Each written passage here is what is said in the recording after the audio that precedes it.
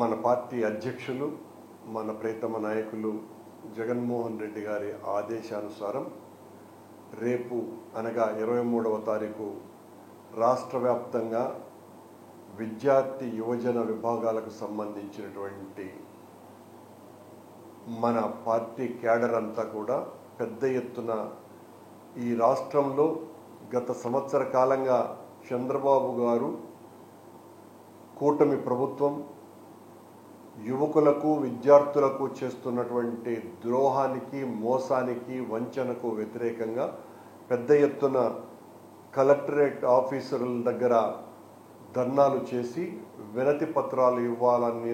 ఆయన ఇచ్చినటువంటి పిలుపులో భాగంగా ఉమ్మడి చిత్తూరు జిల్లాకు సంబంధించి మన జిల్లాలో ఉన్నటువంటి విద్యార్థి యువజన విభాగాలకు సంబంధించిన అందరూ నాయకులు అందరూ కార్యకర్తలు పెద్ద ఎత్తున తరలి వచ్చి చంద్రబాబు గారి కూటమి ప్రభుత్వం సంవత్సర కాలంగా వాళ్ళు చేసినటువంటి మోసాన్ని దాదాపు 1,52,000 కోట్ల రూపాయలు విద్యార్థులకు ఇవ్వాల్సినటువంటి పర్టికులర్లీ యువజనులకు విద్యార్థులకు ప్రతి నెల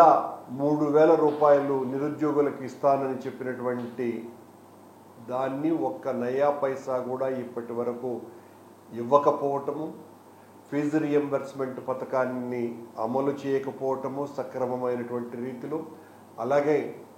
87 లక్షల మందికి ప్రతి ఒక్కరికి కూడా ప్రతి బిడ్డకు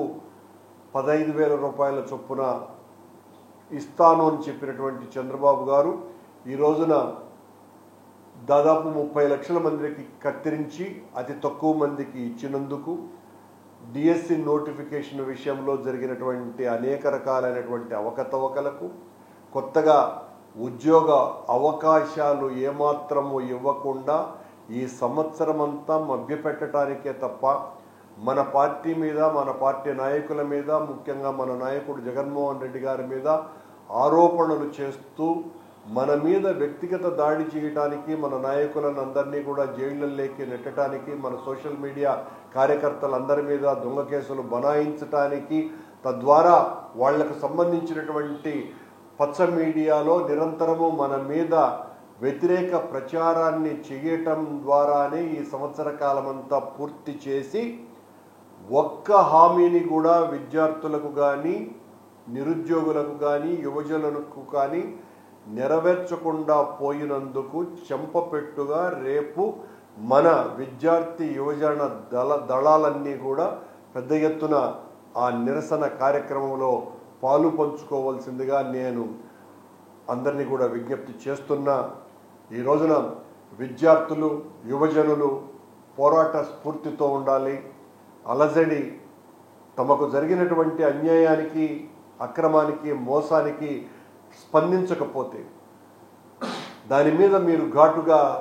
మాట్లాడకపోతే, ఉద్యమాలు నిర్మించకపోతే చంద్రబాబు గారు లాంటి ప్రభుత్వాలు ఎన్నికల్లో వాగ్దానాలు ఇవ్వటము ఆ తర్వాత మోసాలు చేయటము ఒక సాంప్రదాయంగా మారిపోతుంది. అది సాంప్రదాయం కాకూడదు. ఎవరైతే ఎన్నికల్లో హామీలు ఇచ్చారో ఆ ఎన్నికల హామీలు నెరవేర్చడానికి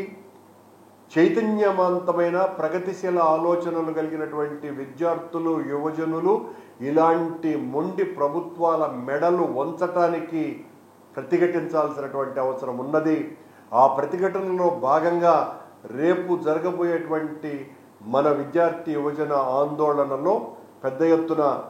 యువకులంతా కూడా తరలి రావాల్సిందిగా మిమ్మల్ని అందరినీ కూడా విజ్ఞప్తి చేస్తూ దీన్ని విజయవంతం చేయటం ద్వారా చంద్రబాబు గారి ప్రభుత్వం మీద ప్రజలకు ఉన్నటువంటి ఆగ్రహం, ఆ ఆగ్రహాన్ని విద్యార్థి యువజనులు పెద్ద ఎత్తున సమీకృతం చేసి వచ్చేటువంటి 3 సంవత్సరాలలో పోరాటాలు చేస్తూనే ఉంటాము అన్నటువంటి ఒక భావన, ఒక హెచ్చరిక ఈ ఆందోళన ద్వారా తీసుకురావాల్సిందిగా అందరినీ కూడా కోరుకుంటున్నాను. Please subscribe .news.